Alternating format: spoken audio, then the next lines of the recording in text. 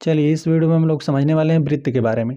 वृत्त के जो भी गुण रहेंगे उसको हम लोग पढ़ेंगे, वृत्त कह देंगे या फिर सर्कल कह देंगे। तो चलिए इसके लिए हम क्या करते हैं कि एक वृत्त का रचना कर लेते हैं ना। आप यहाँ पर समतल पर कहीं पर भी केंद्र बनाएंगे, है ना। प्रकार के यहाँ पे यह तो हम लोग का पेंसिल है, इसी से तो वृत्त का रचना होगा। यहाँ पर यह जो नोक आपको दिख रहा है ना, इसको हम लोग कहीं पर भी यहाँ पर रख दे दीजिए समतल पर, तो वहीं वृत्त का केंद्र हो जाएगा। ठीक है।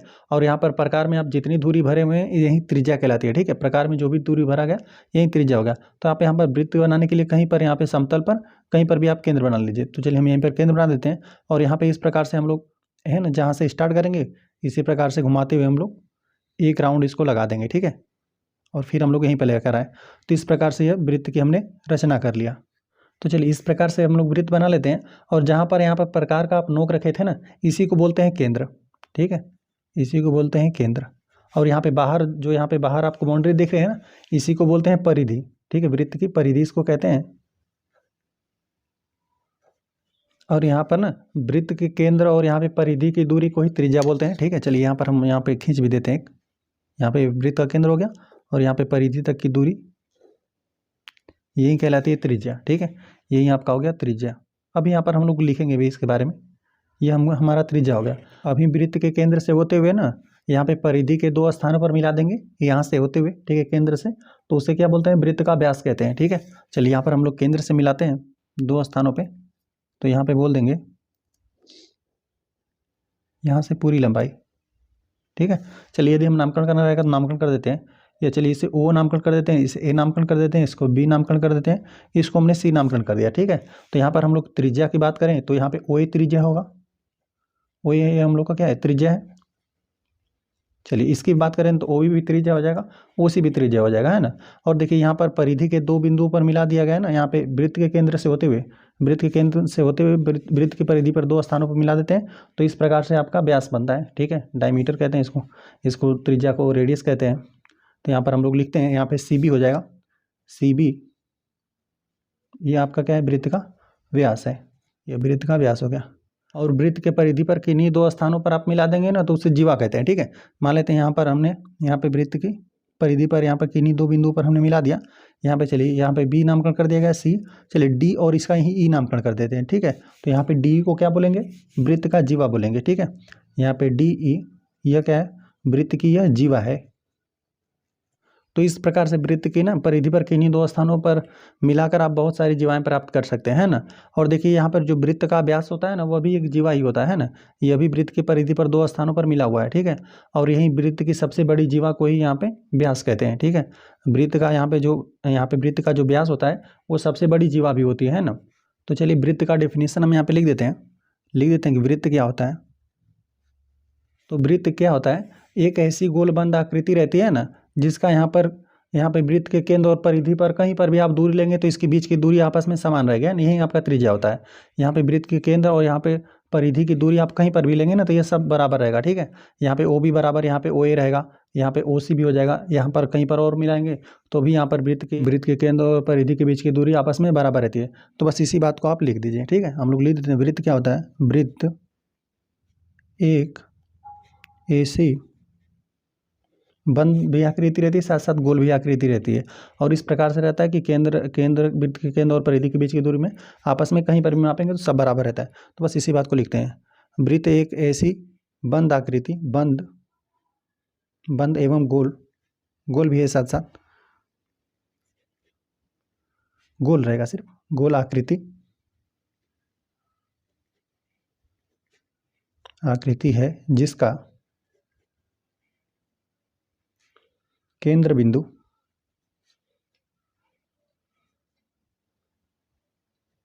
उसकी परिधि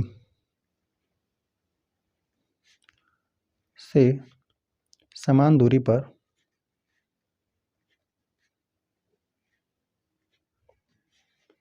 स्थित होता है।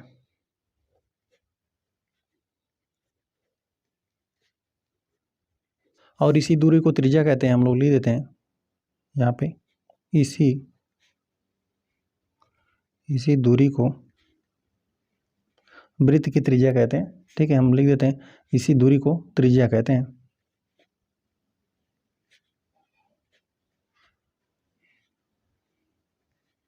जिसे हम लिख देते हैं, जिसे संकेत आर से रेडियस, आर माने रेडियस होता है ना, तो जिसे आर से स्मॉल आर से दर्शाते हैं हम लोग लिख देते हैं जिसे संकेत,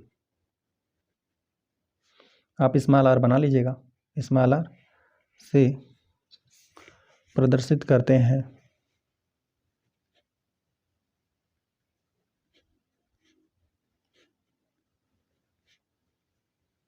तो यही हमने वृत्त का डेफिनेशन लिख दिया। वृत्त एक ऐसी बंद एवं गोलाकृति होनी चाहिए, बंद भी है साथ साथ और गोल भी आकृति है, जिसका केंद्र बिंदु यही है, केंद्र बिंदु और केंद्र बिंदु उसकी परिधि से समान दूरी पर स्थित होता है। जिसका यहाँ पे केंद्र बिंदु है ना, यहाँ पे परिधि से यहाँ पे दूरी नापेंगे तो यह सब क्या है, समान दूरी पर ही स्थित रहेगा। ठीक है, यहाँ पे बी से ओ के बीच की दूरी, ए से ओ के बीच की दूरी, यहाँ पे सी से ओ के बीच की दूरी आपस में बराबर रहेगी, जिसे क्या कहते हैं, त्रिज्या। इसी दूरी को त्रिज्या कहते हैं, जिसे संकेत स्मॉल आर से प्रदर्शित करते हैं। और चलिए वृत्त से संबंधित जो और भी महत्वपूर्ण बिंदु है उसे हम नोट भी कर लेते हैं। जैसे कि यहाँ पर वृत्त का जो परिधि हो गया, चाप हो गया, जीवा हो गया, इन सब के बारे में हम लोग यहाँ पे नोट भी कर लेते हैं। तो हमने लिख लिया कि यहाँ पे वृत्त से संबंधित महत्वपूर्ण बिंदु। पहला परिधि क्या होता है, परिधि माने सरकमफरेंस। ठीक है, परिधि यही है, यही वृत्त का बाहरी किनारा है, इसी को वृत्त की परिधि कहते हैं। और देखिए इसको हमने इस प्रकार से डेफिनेशन लिख दिया है, वृत्त की बंद वक्रीय आकृति की माप को परिधि कहते हैं ना। वक्र मतलब यहाँ पे यदि सीधी रेखा रहता है तो उसे रेखा कहते हैं, और यहाँ पे घुमावदार रहता है वही रेखा है तो उसे क्या कहते हैं, वक्र कहते हैं। तो यही हमने लिख दिया कि वृत्त की बंद वक्रीय आकृति की माप को, है ना, जो बाउंड्री है उसी की माप को क्या कहते हैं, परिधि कहते हैं। परिधि का ये फार्मूला होता है, वृत्त की परिधि सी बराबर यहाँ पे 2 पाई आर होता है, सी माने सरकमफरेंस होता है। ठीक है, बराबर, और ये बराबर यहाँ पे 2 पाई है, पाई, और यहाँ पे आर, आर क्या है, वृत्त की त्रिज्या है। ठीक है, लिखना रहेगा तो आप लिख देंगे, आर क्या है, आर बराबर, आर क्या है, वृत्त की त्रिज्या है। ठीक है, यहाँ पर हम लिख आर बराबर वृत्त की त्रिज्या है यहाँ पे, है ना। और देखिए इसी यहीं पर ना, यहाँ पे पाई का निर्माण यहीं से होता है। ठीक है, देखिए किस प्रकार से होता है हम यहाँ पर बता देते हैं। देखिए सी बराबर यहाँ पे 2 पाई आर होता है। तो देखिए यहाँ पे त्रिज्या का दोगुना ही आपका व्यास होता है। ठीक है, यहाँ पर देखिए यह आपका त्रिज्या हो गया ओ बी, ठीक है, यहाँ पे हो गया यह ओ सी, त्रिज्या का दोगुना यह व्यास होता है पूरा सी बी। ठीक है, सी बी यही आपका व्यास है। तो देखिए यहाँ पे 2 गुणते यहाँ पे आर, ठीक है, इसको साथ में ले लीजिए, सी बराबर यहाँ पे 2 और यहाँ पे आर लिख देते हैं, 2 आर को साथ में ले लेते हैं और पाई को यहाँ पे अलग से लिख देते हैं। ठीक है, अब 2 यहाँ पे 2 आर है ना, यहाँ पे इसके स्थान पर हम लोग डी लिख सकते हैं ना, डायमीटर, ये वृत्त का डायमीटर हो गया, यहाँ से सी से बी तक की लंबाई, और यहाँ पे गुणते पाई हो गया। ठीक है, और यहाँ पे डी गुणे में बराबर किधर भागा हम भेज देंगे। ठीक है, तो सी बटा यहाँ पे डी निकल कर आ गया। ठीक है, सरकमफरेंस बटा यहाँ पे डायमीटर, यही वृत्त का सरकमफरेंस है और वृत्त का डायमीटर का अनुपात को ही यहाँ पे पाई कहते हैं। ठीक है, किसी वृत्त के परिधि और यहाँ पे व्यास के अनुपात को, ठीक है, किसी वृत्त के परिधि और व्यास के अनुपात को पाई कहते हैं। ठीक है, पाई का मान कितना होता है, ये तो एक अपरिमेय संख्या होती है। ठीक है, बाकी यहाँ पर मानकर पाई का मान यहाँ पे 22/7 भी हल कर लिया जाता है, 22/7 रहेगा, या फिर और क्या मानकर हल कर लिया जाता है, पाई का मान 3.14, इसी प्रकार से हम लोग मानकर हल कर लेते हैं। लेकिन यह जबकि यह क्या होता है, एक अपरिमेय संख्या होता है, और यह हम लोग 22/7 यहाँ पर ये है, 22/7 परिमेय संख्या मानकर इसको हम लोग हल कर लेते हैं, या फिर इसको हम लोग यह मानकर हल कर लेते हैं। तो यहाँ पाई का डेफिनेशन यहीं से प्राप्त हुआ है। ठीक है, किसी वृत्त के परिधि और व्यास के अनुपात को पाई कहते हैं। ठीक है, तो इसी प्रकार से चलिए आगे हम लोग समझ लेते हैं चाप को, है ना। देखिए चाप हमने लिख दिया, वृत्त के प्रत्येक भाग को चाप कहते हैं। तो इस प्रकार से हमने यहाँ पर वृत्त बना लिया। देखिए यहाँ पर एक केंद्र हो गया ना, तो चाप का मतलब यही परिधि हुआ, यहाँ पे परिधि का यहाँ पे कोई भी एक टुकड़ा ले लेंगे, यहाँ से यहाँ तक, है ना, यहाँ पर हमने केंद्र बनाकर इस प्रकार से चाप कटाया हुआ है ना। तो यहाँ से ए से बी तक यह वाली दूरी क्या कहलाएगी, यहाँ से यहाँ तक यह चाप कहलाएगा। ठीक है, यहाँ पे लिखना रहेगा तो इस प्रकार से लिख देंगे, चाप को इस प्रकार से सिंबल लिया जाता है, इस प्रकार से लगा दीजिए। ठीक है, इस प्रकार वृत्तनुमा थोड़ा सा बना दीजिए, ये हो गया ए बी चाप। तो इसको इस प्रकार से भी चाप को लिख सकते हैं, या फिर आप इसको लिखना रहेगा तो चाप ए बी लिख सकते हैं, है ना। और इसमें 2 बात रहेगा, है ना, यहाँ पे लघु चाप और दीर्घ चाप की बात होगा, है ना। देखिए यदि यहाँ से ए से बी तक यहाँ पर इतना लेंगे ना, यहाँ से इतना, तो यह हो गया लघु चाप, और बाकी यदि यहाँ से यहाँ तक आप ले रहे हैं ना, इस प्रकार से इतना ले रहे हैं, तो यह आपका दीर्घ चाप कहलाएगा, है ना। यहाँ से ए से यह वाली लंबाई, ठीक है, यह वाली जो आप परिधि का एक टुकड़ा ही कह सकते हैं इसको, तो यह पूरा क्या है, दीर्घ चाप। तो चलिए यहाँ पर हम नामकरण कोई और बिंदु कर देते हैं, यहाँ पे पी कर देते हैं। ठीक है, और यहाँ पर चलिए कोई बिंदु हम लोग क्यों कर देते हैं, क्यों लिख देते हैं। ठीक है, तो चलिए यहाँ पर लघु चाप लिखना रहेगा, तो इस प्रकार से हम लोग लिख देते हैं, लघु चाप कौन है, यहाँ पे ए पी बी। अब हमने लिख दिया ना कि लघु चाप है, तो यहाँ पे ए पी बी हो गया। ठीक है, ए से गए पी पे, पी से गए बी पे। ठीक है, तो ये हो गया आपका लघु चाप, ए पी बी हो गया। चलिए अब यहाँ पर हम लोग इसको लिखते हैं, दीर्घचाप को लिखना रहेगा तो किस प्रकार से लिखेंगे, हम लोग लिख देते हैं दीर्घचाप। अब देखिए, अब दीर्घचाप हम लोग का यह नहीं है ना, ए से बी तक जा रहे हैं तो ये हम लोग का लघु चाप है। तो अब इस प्रकार से आप आएंगे ए क्यू बी, ठीक है, इस प्रकार से ए से गए क्यू पे, क्यू से गए बी पे, इतना तो आपका लघु चाप हो गया, इतना लघु चाप हो गया ना। तो बाकी जो बचा वो क्या है, आपका दीर्घ चाप है। दो तरह से आप लेंगे, एक यहाँ पर यदि छोटा टुकड़ा है तो इसको ले लिए तो ये लघु चाप हो गया, तो बाकी जो शेष बचा वो क्या है, दीर्घ चाप है। यहाँ पे दीर्घ चाप हम लोग लिखेंगे ए क्यू बी हो गया, ठीक है। इस प्रकार से हमने चाप को भी समझ लिया। चलिए अब समझ लेते हैं वृत्त की जीवा को। हमने बताया कि वृत्त की जीवा क्या होती है, परिधि की किन्हीं दो स्थानों पर मिला देंगे ना, है ना, एक रेखाखंड रहेगा जो वृत्त को या वृत्त की परिधि को दो स्थानों पे टच करेगा, ठीक है। तो हमने बताया वृत्त की जीवा क्या होती है, यहाँ पर हमने लिख भी दिया, वृत्त की जीवा वही रेखाखंड होती है ना जो वृत्त के परिधि पर दो स्थानों पर यहाँ पे टच करती है, ठीक है। यहाँ पर कहीं पर भी आप खींच देंगे, यहाँ पे वृत्त की परिधि से यहाँ तक भी मिलाकर आप खींच देंगे तो इस प्रकार से जीवा बन जाएगा। तो चलिए हमने यहाँ पे जीवा के बारे में लिख दिया। हमने लिख दिया कि वृत्त पर स्थित किन्हीं दो बिंदुओं को मिलाने वाली रेखाखंड को वृत्त की जीवा कहते हैं, रेखाखंड को वृत्त की जीवा कहते हैं ना। यहाँ पर कोई भी आपके पास वृत्त रहे, वृत्त के परिधि पर ना यहाँ पे किन्हीं दो बिंदुओं पर मिला देंगे तो इस प्रकार से जो भी आपको रेखाखंड प्राप्त होगा उसे आप जीवा कहेंगे, ठीक है। ये जीवा हो गया। अब यहीं पर इसी जीवा को ना यहाँ पर हम लोग केंद्र से खींच दें ना तो यहीं व्यास हो जाता है आपका।